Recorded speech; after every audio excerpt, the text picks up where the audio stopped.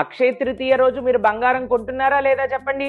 ఎందుకంటే చాలా బంగారం అయిపోవాలి కదండి. ఒకసారి ఆలోచన చేయండి.